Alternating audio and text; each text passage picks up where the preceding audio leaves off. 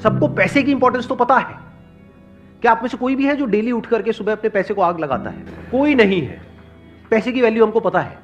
100 रुपए बचाने के लिए पता नहीं कितने धक्के खाते हैं, अपना कितना टाइम खराब कर देते हैं। पैसे की वैल्यू हम सबको पता है, वो किसी को भी सिखाने की जरूरत नहीं है। टाइम की वैल्यू हमको पता ही नहीं है। क्यों नहीं पता है? क्योंकि हमारी विजन बहुत ही शॉर्ट टर्म है।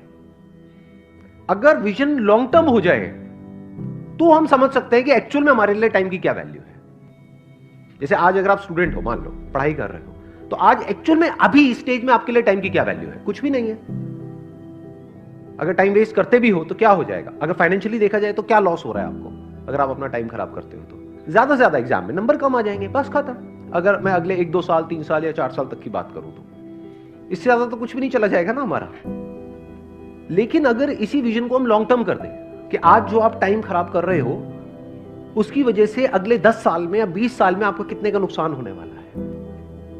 10 साल बाद आप में से कितने लोग हैं जो फाइनेंशियली अच्छा पैसा कमाना चाहते हैं? सारे ही चाहते हैं। अच्छे पैसे की डेफिनेशन क्या है आज के टाइम में? क्या 5,000 रुपए महीना अच्छा पैसा है?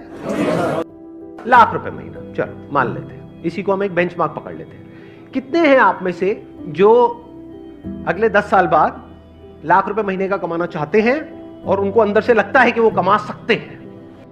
कितने हैं जो ये कहते हैं कि अगले 10 साल बाद अगर मैं महीने का 50,000 रुपए भी कमा रहा हूंगा तो बहुत है? कितने ऐसे हैं जो कहते हैं कि अगले 10 साल बाद अगर मेरे को 20,000 रुपए महीने का भी आ जाए? 10 साल बाद की बात हो रही है, तब तक इन्फ्लेशन भी बढ़ चुकी होगी, महंगाई बढ़ चुकी होगी, हर चीज महंगी हो चुकी होगी। अब कितने हैं जो कहते हैं कि अगले 10 साल बाद अगर मेरे को 20,000 रुपए महीने का भी आ जाए तो बहुत है? कोई नहीं चाहता। सब अंदर से क्या चाहते हैं कि लाख रुपए महीने का है। बट कड़वा सच क्या है? बेस्ड अपॉन स्टैटिस्टिक्स कि हमें पता है कि कितने लोग कितना कमाते हैं, उसके बेस पे अगर हम एक सेग्रीगेशन करें कि इंडिया में कितने लोग हैं, किस किस तरह के हैं और कितना कितना कमाते हैं, कैसे कमाते हैं, तो एक रियलिटी क्या है यहां पर? अभी 90% लोगों ने अपने हाथ उठाए कि हम 1 लाख या उससे ज्यादा कमाना चाहते हैं और कमा सकते हैं, हम डिजर्व करते हैं। बट क्या एक्चुअल में 90% लोग 10 साल बाद लाख रुपए महीने का कमा रहे होंगे? रियलिटी क्या है कि यहां पर जितने लोग बैठे हैं उसमें से 90% ने अपने हाथ ऊपर करे थे कि वो 1 लाख रुपए कमा रहे होंगे।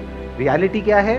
10 से 20% ऐसे लोग होंगे जिनका ये ड्रीम अचीव होगा, ड्रीम पूरा होगा, बाकियों का ये सपना ही रह जाएगा। जो डिजर्व करेगा वो आएगा। अब डिजर्विंग कैसे बनते हो आप? क्या एकदम से बन जाते हो, ओवरनाइट बन जाते हो कि रात को सोए और सुबह उठे एकदम से डिजर्विंग हो गए?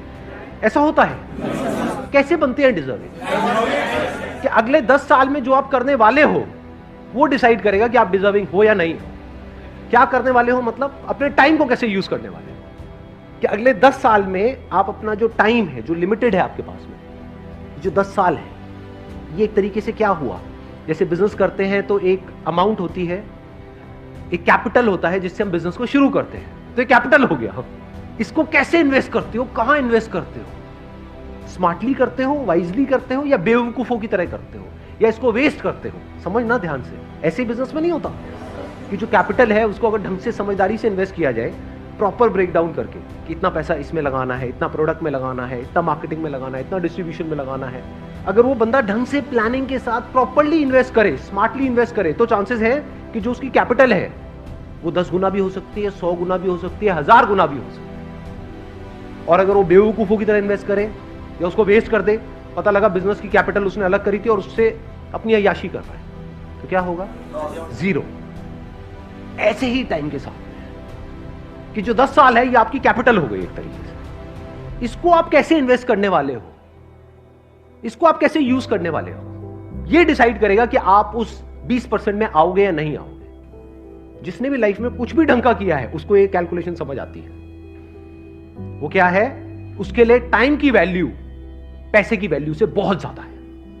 क्योंकि अगर पैसा चला भी जाता है तो टाइम से आप वापस से पैसे को अर्न कर सकते हो, लेकिन अगर टाइम चला गया तो कितना भी पैसा खर्च कर लो, जो टाइम गया सो गया, वो वापस नहीं आने वाला।